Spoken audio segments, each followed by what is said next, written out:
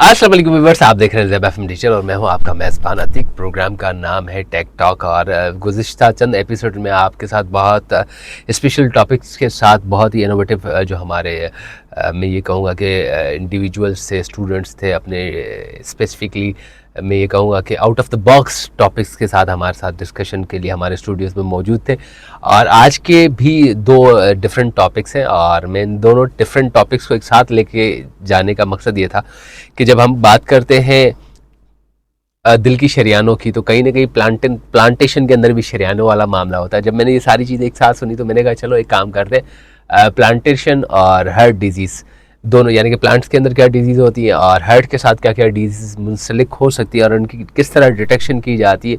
ये दो innovative sort of subject आए थे जो कि मैंने ऑलरेडी आपको बताया था। डॉक्टर शाहिद साहब की क्लास में मैं एक दफ़ा गया था तो मुझे बहुत अच्छे अच्छे सब्जेक्ट्स और अच्छे अच्छे ये कहूँगा कि इनोवेटिव आइडियाज़ देखने को मिले। तो मैंने सर को पर्सनली रिक्वेस्ट की थी कि मैंने स्टूडेंट्स के साथ एक पॉडकास्ट करना चाह रहा हूँ। तो आज मेरे साथ स्टूडियोज़ में मौजूद है मैम नीलम खान और मोहतरमा फातिमा साहिबा। अस्सलाम वालेकुम। वालेकुम अस्सलाम। कैसी हैं आप लोग? अल्हम्दुलिल्लाह। दिन की थकन के बाद फील हो रहा है कि आप बस थक हार के जो है ना But when there is a will, there is a way. That's very great. और जब हम ऑब्वियसली लोगों की इस्लाह के लिए काम करें तो ऑब्वियसली हमारी विल सबसे पहले होनी चाहिए। That's I believe. मज़ीद प्रोग्राम को आगे बढ़ाने से पहले मैं आपसे पूछना चाहूँगा कि आपके ख़्याल में ये जो दिल के अमराज हैं ये टेक्नोलॉजी से कैसे रिलेट होने चाहिए थे? क्या वजूहत थी जो आपने ये जो टॉपिक है चूज़ किया? एक्चुअली जो सबसे ज़्यादा मुझे प्रॉब्लम नज़र आती है पाकिस्तान के हेल्थ केयर सिस्टम में, चाहे वो आप बड़े से बड़े हॉस्पिटल में चले जाएं, हेल्थ फैसिलिटी में चले जाएं या एक नॉर्मल किसी हेल्थ फैसिलिटी में चले जाएं, तो जो कोर प्रॉब्लम नज़र आता है वो यही है कि diagnosis is the main issue. लोगों को डायग्नोसिस जो है वो प्रॉपरली टाइमली नहीं होता या इस तरीके से नहीं होता कि आप अगर कोई पेशेंट है और वो कोई डिज़ीज़ जो है वो उसकी बॉडी जो है वो उसकी तरफ जा रही है अडॉप्ट करने के लिए, तो आप पहले से उसके सिम्टम्स देख के उसको पहले से बता दीजिए कि आपने अपने लाइफस्टाइल में ये चेंजेस करनी है, आपने ये डाइट इस्तेमाल करनी है और अगर उसको मेडिसिन्स की ज़रूरत है तो वो मेडिसिन्स आपने यूज़ करनी है ताकि जो रिस्क है डिज़ीज़ अडॉप्टेबिलिटी का वो कम से कम हो सके। तो मैंने जो है वो काम किया है हार्ट डिज़ीज़ प्रेडिक्शन के ऊपर और मेरा इसमें एक वो रीज़न ही यही था क्योंकि ग्लोबली प्लस पाकिस्तान में भी सबसे ज़्यादा जो है वो मोर्टेलिटी का या सबसे ज़्यादा अमवात का जो रीज़न है वो हार्ट डिजीज़ है। सही। अच्छा, ठीक इसी तरह से हमारे माहौल में जैसे हम आजकल कहते हैं कि सरसब्ज़ और शादाब माहौल होना चाहिए। ग्लोबल वार्मिंग का सबसे बड़ा मसला है, हर जगह दरख्त की अशद ज़रूरत पड़ चुकी है। तो आपके ख्याल में प्लांटेशन डिजीज़, मतलब हम कभी सोचते भी नहीं है कि यार पौधों को भी कोई बीमारी लग सकती है। अच्छा, हो लग सकती तो होगी क्या? हमारे यहाँ तो ये मामला होता है बस पौधे लगा दो, उनकी देखभाल बस वो बस टाइम पे पानी दे देना, सब कुछ हो जाएगा। तो क्या वाकई प्लांट्स के अंदर डिजीज़ भी होती हैं? हाँ बिल्कुल, प्लांट्स के अंदर डिफरेंट डिजीज़ हैं, बैक्टीरिया की वजह से, फंजाई की वजह से। और जब हम ज़रूरत से ज़्यादा हर्ब्स और पेस्टिसाइड खादों का इस्तेमाल करते हैं तो हमारी ज़मीन जो है काफ़ी बंजर हो जाती है। सही। गंदे पानी की वजह से काफ़ी मसाइल होते हैं। तो Pakistan being an agricultural country जो है ना, हमारी जीडीपी का 24% जो हिस्सा है ना वो एग्रीकल्चर पे डिपेंड करता है। और प्लांट के जो डिजीज़ हैं इनके लॉस की वजह से ऑलमोस्ट हम लोग अपना जो है ना 50 to 60% जो भी हमारी होती है चीज़ उसको वेस्ट कर देते हैं। तो इसलिए हमारा जो मॉडल बनाने का बेसिक मकसद था वो यही था कि हम लोग जितना हो सके जल्दी इनके डिजीज़ को जो है डिटेक्ट करें ताकि क्योंकि हमारे यहाँ पे जस्ट इकोनॉमी नहीं, हमारे यहाँ से लेबर भी प्रोड्यूस होती है एग्रीकल्चर में, लोगों का मोस्टली काम यही होता है। तो इसलिए इस तरह का एक मॉडल होना चाहिए जो कि टाइमली इसको डिटेक्ट कर ले ताकि मज़ीद लॉस से हम लोग बच सकें। सही। अच्छा, बहुत सी चीज़ें हैं जैसे हम कहते हैं कि सेहतमंद माहौल के लिए सुबह वॉक चाहिए और वॉक में अगर आपके इर्द गिर्द पौधे वौधे हों तो आपके लिए बहुत सी चीज़ें ईजी हो जाती हैं और मॉर्निंग वॉक हार्ट पेशेंट्स के लिए रिकमेंड की जाती है। अब खुदा न खास्ता हमें ये भी आइडिया नहीं होता कि भाई अगला बंदा किस तरह का हार्ट पेशेंट है, क्योंकि बाज़ औक़ात हम ये कहते हैं कि भाई इनको हार्ट स्ट्रोक हुआ और इनको हॉस्पिटल ले गए तो वहाँ पर पता लगा ये तो गैस्ट्रिक के पेशेंट है। ठीक है। और कभी कभार ये भी हो जाता है कि हम अगले बंदे को पेशेंट समझते हैं गैस्ट्रिक का और हो जाता है हार्ट स्ट्रोक। बहुत सारे वजूहात, या मोस्ट ऑफ द टाइम्स पता ही नहीं चलता कि भाई ये हार्ट पेशेंट कोलेस्ट्रॉल की वजह से था, कोलेस्ट्रॉल इस तरफ बढ़ा हुआ था या इस तरह की कंडीशन में था जिसकी वजह से इतनी सीवियर अटैक हुआ या ये मामला। तो आपका जो मॉडल है वो काम किस तरह कर रहा होता है, किस तरह उसको मतलब जस्ट लाइक हम मशीन लर्निंग के अंदर ऑब्वियसली डेटा देते हैं और उसको प्रैक्टिस करवाते हैं तो उसके बाद वो सारी चीज़ें होती हैं। जब मेरी आपसे बात हुई तो आपने बताया कि यहाँ पर कोई एमआरआई, कोई रिपोर्टिंग शिपोर्टिंग वाला वो वाला मामला नहीं है जिसमें आप एक्सरे दे रहे हैं या कोई रिपोर्ट दे रहे हैं, यानी कि ग्राफिकल उस पर काम नहीं था। तो किस तरह की डेटा होती है, किस तरह की टेक्नोलॉजी पे होता है, थोड़ा सा हमें आप बताएं। अच्छा, बेसिकली जो अब मेरे डेटा सेट जो मैंने जिसके ऊपर अपना मॉडल बनाया है उसमें जो contributing factors to the disease थे, मतलब कि ये कंट्रीब्यूटिंग फैक्टर्स हैं जो कि एक पेशेंट को या एक इंसान को जो है वो ये डिज़ीज़ हो सकती है। उसमें जो है वो कोलेस्ट्रॉल लेवल था, इसके अलावा ब्लड प्रेशर की रीडिंग्स थी, उसके अलावा वो फिज़िकली कितने एक्टिव हैं ये सही। था, और ग्लूको उनका जो अगर वो is the person is sugar patient और नॉट। इसके अलावा जो उनकी एज स्पेसिफिक, फिर जेंडर से जो है वो कुछ, क्योंकि हमारे यहाँ इस तरीके के भी कॉन्सेप्ट्स होते हैं कि कुछ डिजीज़ जो है वो कुछ जेंडर में जो है वो ज़्यादा उनकी प्रिवलेंस होती है। मतलब इस तरीके के जो कंट्रीब्यूटिंग फैक्टर हैं हार्ट डिजीज़ के, जो कि इंटरनेशनल स्टैंडर्ड पे प्रोटोकॉल्स फॉलो करते हैं कि भाई अगर कोई पेशेंट है और उसकी फिर ये चीज़ें चेक की जाती हैं और फिर उसके बाद जो है वो उनको आप बता सकते हैं कि भाई आप जो है वो इन फ्यूचर जो है वो कोई हार्ट डिजीज़ जो है वो उसको अडॉप्ट कर सकते हैं, तो आप जो है वो अभी इस वक्त रिस्क पर हैं और आपने अपना लाइफस्टाइल चेंज करना है। अच्छा मैम, बहुत सी चीज़ें ऑब्वियसली दुनिया भर में चल रही हैं और बहुत सारे मामला हार्ट को लेके, क्योंकि हर जगह का ओरिजिन का अपना अपना मामला है, कहीं कोलेस्ट्रॉल ज़्यादा है तो कहीं क्लाइमेट की वजह से हार्ट, क्योंकि ऑब्वियसली आपको अच्छी हवा नहीं मिल रही तो हमारे जैसे साइनस वाइनस के बीच में बहुत ज़्यादा प्रॉब्लम्स शुरू हो गए थे लोगों को। अब ठीक इसी तरह से जैसे हम कहते हैं अच्छी फूड का भी बहुत बड़ा किरदार रहता है हार्ट डिजीज़ के अंदर। हमारे यहाँ तो भाई आजकल हर कोई फास्ट फूड वगैरह पे लगा हुआ है, उसको जैसे लाइक फ्रूट्स की तरफ हमारा रुझान कम है। और जो मुज़र एशिया मार्केट में अवेलेबल हैं, लोग तकरीबन आप हर कराची में कहते हैं ना कि हर बंदे के मुंह से खून झलक रहा होता है, तो कराची में खून इतना ज़्यादा है कि हम उस पर बात करें तो अक्सर जो लोग इस तरह की मुज़र एशिया खाते हैं वो भी हार्ट पेशेंट्स ही रहते हैं, यानी कि पान मावा गुटखा इस तरह की बहुत सी चीज़ों की वजह से वो मर्ग बिस्तर तक पहुंच जाते हैं, अल्लाह रहम फरमाए। अब यहाँ पर हम जब इन सब चीज़ों को देख रहे हैं तो एक आम बंदा या फॉर एग्जांपल अगर हम ये कहेंगे उनका टाइम कंज्यूम कम होगा, एफिशिएंट रिजल्ट मिलेगा, तो वो आपके सॉफ्टवेयर के थ्रू किस चीज़ को प्रोसेस करवाएं, यानी कौन सी ऐसी रिपोर्ट वो लेके आए जिसके थ्रू, या वो कौन सा डॉक्यूमेंट लेके आए जिसके थ्रू वो डायग्नोस कर सकते हैं।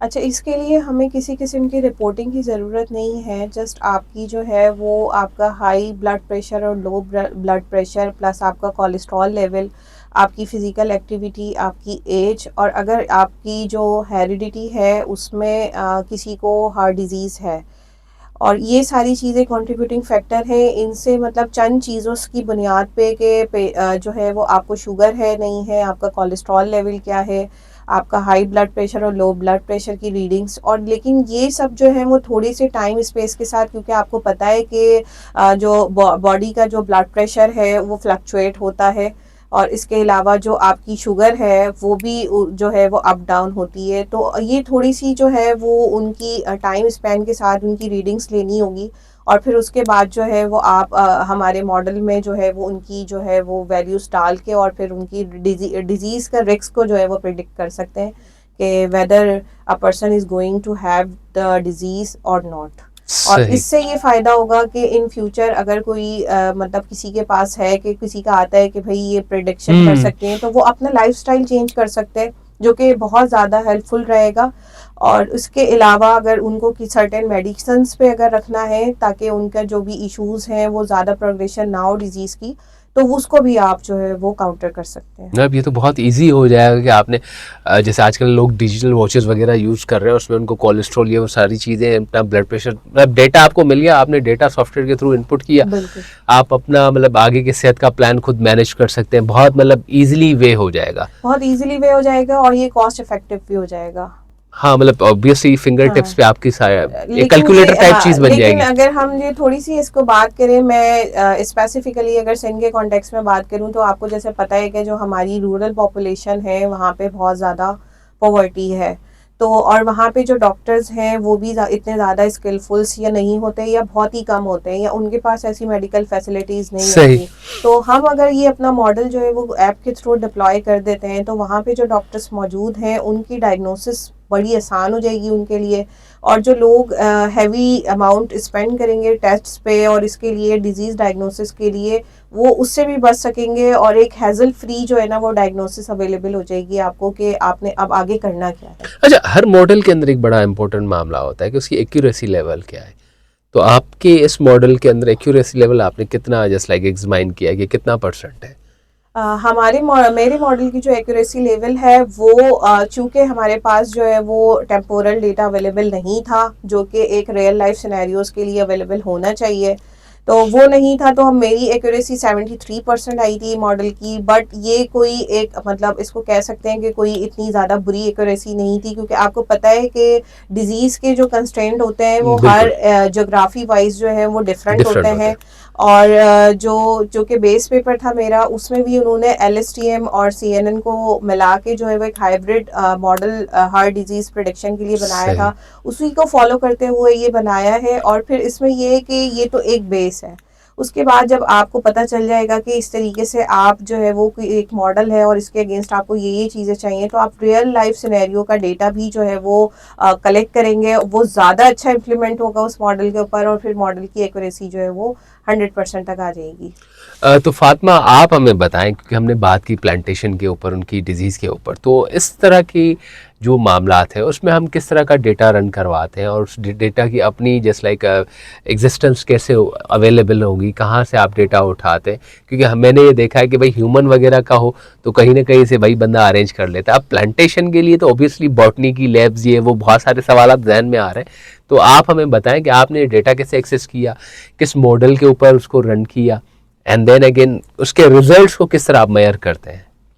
बेसिकली मेरे पास जो डेटा सेट है वो एक US के प्रोफेसर हैं और एक एग्रोनॉमिस्ट हैं जो कि जिनको हम उर्दू में माहिर ज़राअत कहते हैं। ये उनका एक जो है ना म्यूचुअली उनका एक वर्क है। उन्होंने एक पेपर जो है ना उसके थ्रू ये प्लांट विलेज डेटा सेट है, उसमें डिफरेंट प्लांट्स के डिजीज़ और हेल्दी जो है ना इमेजेस हैं, सबकी अलग अलग क्लासेस हैं, सो दैट हम अपने मॉडल को ट्रेन करवा सकते हैं, उसको बता सकते हैं कि ये हेल्दी प्लांट है और ये डिजीज़ प्लांट है। तो मैंने जो मॉडल यूज़ किया वो CNN है, इसको हम मोस्टली जो है पिक्चर्स के डाटा के लिए यूज़ करते हैं। जिस तरह से हमारे पास जो इंटरफेस है उसमें हम पिक्चर लेंगे और वो हमें बताएगा कि ये हेल्दी है क्या डिज़ीज़ है, और डिज़ीज़ में इसमें कौन सी डिज़ीज़ है, इसमें कोई बैक्टीरिया की डिज़ीज़ है, इसमें कोई फंजाई का डिज़ीज़ है या कोई और तीसरा है। तो इस अभी मेरे पास जो है वो ऑलमोस्ट 9 प्लांट्स का डेटा सेट है जिसके ऊपर मैंने इसको ट्रेन करवाया है। अगर मज़ीद हम डेटा सेट कलेक्ट करते हैं तो ये ऑफ कोर्स ज़्यादा बेहतर होगा, और मेरे पास एक्यूरेसी जो है वो 94 आई है। सही। अच्छा, आपके ही इस मॉडल को हम देखें तो मुझे फील हो रहा है कि ये सिर्फ एग्रीकल्चर इंडस्ट्री से हट के हर्ब की इंडस्ट्री को भी काफ़ी फेवर कर सकता है, क्योंकि जब हम हर्बल कोई भी प्रोडक्ट बनाते हैं, कोई मेडिसिन बनाते हैं, ऑब्वियसली हमें केमिकल रिएक्शंस करवाने होते हैं, तो सबसे पहली चीज़ वही आती है कि यार आया कि ये जो चीज़ हम जहाँ से एक्सट्रैक्ट कर रहे हैं इनिशियली लेवल पे वो हेल्दी है या नहीं। इस पे कभी आपने काम करते हुए कोई आपका ज़हन गुमान गया इस तरफ? असल में ये जो मॉडल है ना CNN का जो मैंने यूज़ किया है, ये एक लाइट वेट मॉडल है जो कि किसी कम रैम वाले मोबाइल या वॉच में या किसी सिस्टम में भी यूज़ हो सकता है। और इसी बेसिकली कंप्यूटर विजन में यूज़ होता है जिसमें हम पिक्चर्स का डाटा लेते हैं, तो वो हम यूज़ कर सकते हैं, हर्ब्स में भी यूज़ कर सकते हैं, प्लांट की लीव्स में भी यूज़ कर सकते हैं, इस तरह से। सही। अच्छा, बहुत सी चीज़ें लाइफ के साथ ऑब्वियसली आज से अगर हम 10 साल पहले कंप्यूटिंग साइंसेस को देखें तो नो डाउट फ्लशिंग फील्ड तो थी, मगर जो AI के आने के बाद, डीप लर्निंग के बाद इसका एक बूम सा आ गया है। मतलब दुनिया जहाँ में अब पहले मतलब लोग कहते थे कि भाई तुम्हें लिखना आता है बस काफ़ी है, अब लोग कहते हैं प्रॉम्प्ट इंजीनियरिंग आती है, तुम्हें प्रॉम्प्ट लिखना आता है। मतलब कंप्यूटिंग के किसी बंदे से बात करो, उससे कहो कि यार ChatGPT मुझे सही से इज्जत और शराफत के साथ रिस्पॉन्स नहीं करता, तो दूसरा बंदा बोलते हैं बेटा शराफत के साथ प्रॉम्प्ट लिखना सीख लो। ठीक है, तो ChatGPT, डीप लर्निंग, ये सब चीज़ें कहीं ना कहीं हम देख रहे हैं बहुत फिट किस्म का सिनारियो चल रहा है और बहुत तेज़ी से चल रहा है। तो जो चीज़ तेज़ी से जाती है तो फिर मामला तेज़ी से चेंज होना शुरू हो जाते हैं। तो मैं आपसे ये कहना चाह रहा हूँ कि जो पिछले 10 साल आप देख रहे थे, आपकी फील्ड की एक्सेलरेशन क्या थी, चाहे वो डेटा साइंसेज में ही ले लें, आगे अगले 5 साल में आप क्या देख रहे हैं आप दोनों से, क्योंकि आप लोगों ने टॉपिक भी डिफरेंट ही लिए, तो अगर आपके टॉपिक्स के थ्रू देखा जाए या आपकी अपनी इंडस्ट्रीज़ के थ्रू देखा जाए तो आप क्या देख रहे हैं कि आगे क्या होने जा रहा है? एक्चुअली मैं मेरी जो एफिलिएशन है वो bureau of statistics Sindh planning and development department government of Sindh से है। और मैं being representative of data custodian agency of Sindh, मैं मुझे बहुत अच्छे तरीके से पता है कि एआई जो है वो और डीप लर्निंग जो है वो हमारी किस तरीके से हेल्प कर सकती है पॉलिसी मेकिंग में। हम जो है वो आने वाली चीज़ों के बारे में जो कि अच्छी भी हो सकती हैं और किसी तरीके से बुरी भी हो सकती हैं, बिल्कुल। उसके बारे में पॉलिसीज़ बनाने के लिए गवर्नमेंट को हेल्प आउट कर सकते हैं। इसके अलावा जैसे अभी रिसेंटली ये चीज़ आ रही है कि 30 से 40 जो एज ग्रुप है उनको जो है वो बहुत ज़्यादा हार्ट डिजीज़ जो इफ़ेक्ट कर रही है। इवन आज जो है वो ड्यूरिंग ट्रेनिंग हमारी एक सर्वे हो रहा है हेल्थ एंड पॉपुलेशन का, उसके ट्रेनिंग के दौरान जो है वो डॉक्टर उन्होंने बताया कि 2 दिन पहले जो है वो ड्यूरिंग ट्रेनिंग जो है वो कोई पुलिस ऑफिसर थे और उनके जो है वो गैस्ट्रिक इशू हुआ। उनको जब हॉस्पिटल लेके गए तो जो है वो वहाँ पे पता चला कि उनका गैस्ट्रिक इशू जो बिल्कुल माइनर सी चीज़ है, उनके 3 हार्ट वॉल्स बंद है। अल्लाह और अकबर। जो है वो उनके वॉल्स बंद होने की सूरत में डॉक्टर्स ने उनको इमीडिएट बेसिस पे जो है वो एंजियो प्लास्टिक करने का बोला। और लेकिन वो उसकी जो उनकी इंटेंसिटी थी उनकी जो डिजीज़ की जो कि उनके लिए अननोन थी, वो उनकी जो है वो अनफॉर्चुनेटली उनकी जो है वो उसकी डेथ का कॉज बनी और उनको जो है वो इसके बारे में नहीं पता चल सका। तो हम बहुत सारी ऐसी जो हमारी आम रूटीन में अब जो डिजीज़ प्रिवेलेंस हो रही है जी जी। उनसे हम बच सकते हैं, लोगों को पहले से आगाह कर सकते हैं। और पॉलिसी मेकर्स चाहे वो हेल्थ के हों, चाहे वो एजुकेशन के हों या किसी भी चीज़ के हों, उसके ज़रिए जो है वो आप आने वाले दिनों की जो भी आप पॉलिसी बना रहे हैं उसको सामने रखते हुए एविडेंस बेस्ड पॉलिसी मेकिंग में जो है वो एआई बहुत अच्छा किरदार अदा कर सकता है अगर उसको अडॉप्ट किया सही। जाए। फातिमा साहिबा, आपका क्या ख्याल है अगले 5 सालों में क्या होने जा रहा है आपकी इंडस्ट्री या आपका जो टॉपिक है प्लांटेशन के हवाले से? आपका ऑब्वियसली जब दुनिया में ये कहेंगे एवोल्यूशन और रेवोल्यूशन की तरफ जा रही है और इंडस्ट्री में तकरीबन कंट्रीब्यूशन एआई का है, तो उस हवाले से आपका क्या ख्याल है? और आप पढ़ भी ऑब्वियसली डेटा साइंसेज रही हैं जिसमें मशीन लर्निंग का सबसे बड़ा काम होगा। एआई और डीप लर्निंग जो है ना ये बहुत ही मतलब फास्ट प्रेडिक्शन करती हैं, डिटेक्ट कर लेती हैं चीज़ों को और इनमें बेसिकली मॉडल को ट्रेन किया जाता है कि वो प्रेडिक्शन करें। और डेटा सेट जितना ज़्यादा बड़ा होगा क्योंकि अब हर चीज़ जो है डिजिटल हो रही है, आप बैंक्स में चले जाएं या किसी भी चीज़ में जाएं, हर जो चीज़ का जो डेटा सेट है ना वो हमारे पास आ रहा है, अवेलेबल हो रहा है। तो डेटा सेट जितना ज़्यादा बड़ा होगा उसमें उतनी ही अच्छी प्रेडिक्शन होगी और हमारे लिए इन फ्यूचर ये ज़्यादा बेहतर होगा बिज़नेस के लिए, एग्रीकल्चर के लिए, हेल्थ वाइज, हर चीज़ में, इवन कि एजुकेशन में भी। अच्छा, लास्ट ऑब्वियसली मेरा एक सवाल होगा आपसे, क्योंकि आप लोग के साथ टाइम की कमिटमेंट भी थी, आपकी अपनी मसरूफियात होती है। जहाँ पर हम देखते हैं कि कोई चीज़ बहुत तेज़ी से आगे बढ़ रही होती है, सब कुछ वो अपने अंदर जम करती जाती है, जैसे एआई आजकल हर फील्ड को अपने अंदर जम कर रही है, ठीक है। तो कहीं ना कहीं उसकी वजह से इनसिक्योरिटीज़, या मैं इनसिक्योरिटीज़ से आगे बढ़ जाऊँ तो खतरात लाहक होते हैं।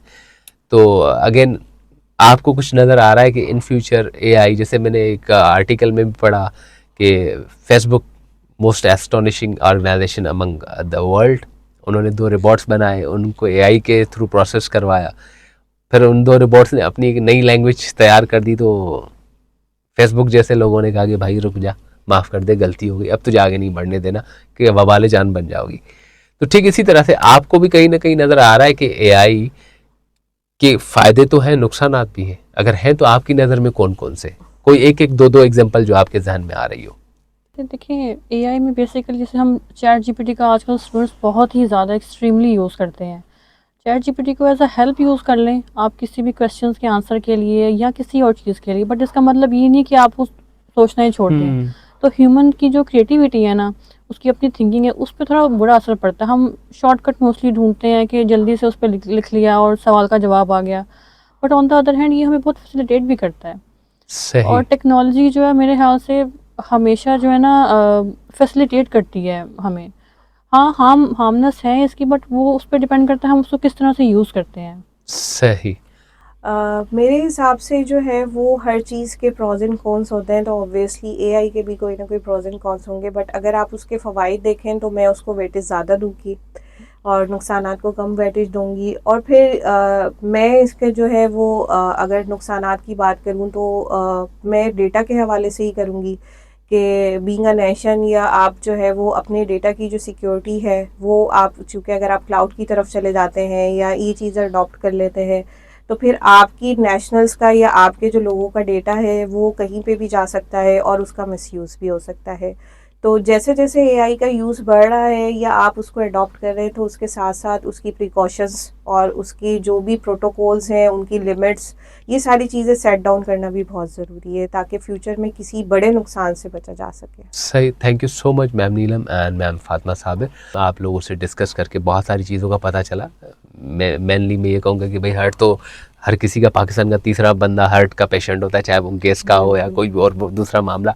आज आपके तवस्सुल से पता चला कि पौधे भी बीमार होते हैं और उनका हमें तहफ़्फ़ुज़ रखना चाहिए, क्योंकि साफ़ सुथरा माहौल तभी बनेगा जब हम उन चीज़ों का ख्याल करें जो उनको साफ़ सुथरा बनाती है।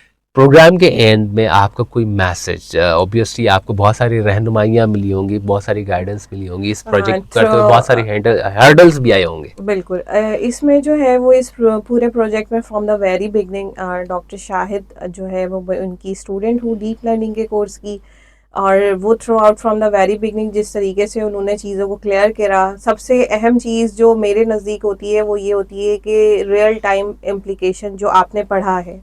तो सर ने सिर्फ किताबी बातें नहीं पढ़ाई या फिर खड़े होके स्लाइड्स को रद्द नहीं किया, उन्होंने जो है वो हमें प्रैक्टिकल इम्प्लीकेशन करवाई, हमें सिखाया कि काम किस तरीके से किया जाता है, और इवन उन्होंने वो चीज़ें भी कवर अप करवाई जो कि शायद उनके कोर्स का हिस्सा नहीं थी, but we were lacking on those things. और फिर उसके बाद जब हमने उन सारी चीज़ों के ऊपर काम किया तो फिर जो है वो एक मॉडल जो है वो डेवलप हुआ। आई एम श्योर इसके अंदर बेहतरी की गुंजाइश है, बिकॉज हर चीज़ में जो है वो बेहतरी की गुंजाइश होती है, बट ऐसा है कि ये एक बेस है, इसको सही, लेके आगे काम किया जा सकता है। और ये एक सोच है सबसे पहले तो, क्योंकि जैसे मैंने पहले कहा था कि मुझे पाकिस्तान में सबसे बड़ा इशू जो है वो टाइमली डायग्नोसिस लगता है डिज़ीज़ का। तो अगर हमारी हेल्थ से रिलेटेड जो भी अथॉरिटीज़ हैं वो इस चीज़ के ऊपर जो है वो बैठ जाएं कि हमने एआई को जो है वो डिज़ीज़ प्रेडिक्शन के लिए यूज़ करना है, what ever be the disease, कोई सी भी सही, डिज़ीज़ हो सकती है। तो आई बिलीव कि हम बहुत अच्छा काम कर सकते हैं। इंशाल्लाह। मैम, ऑफ कोर्स मैं मैम की बात को सेकंड करूँगी कि सर ने हमें रियल टाइम प्रोजेक्ट में काम करना, चीज़ों को ना सिर्फ पढ़ना इन थ्योरेटिक बट उसको इम्प्लीमेंट करना भी सिखाया है, सही, क्योंकि एट द एंड यही हमें फ़ायदा देगा। और डीप लर्निंग तो उनकी एक फ़ील्ड भी है स्पेशलाइजेशन की, तो हमने काफ़ी कुछ इस कोर्स में सीखा है, उन चीज़ों को हमने इम्प्लीमेंट भी किया कि किस तरह से हम इस चीज़ को जो है ना, डिज़ीज़ हो, भले डिज़ीज़ प्लांट्स में हो, ह्यूमन बींग्स में हो, एनिमल्स में हो, उसका नुकसान नहीं हो तो उसको हम किस तरह से टाइमली डिटेक्ट कर सकते हैं। सही।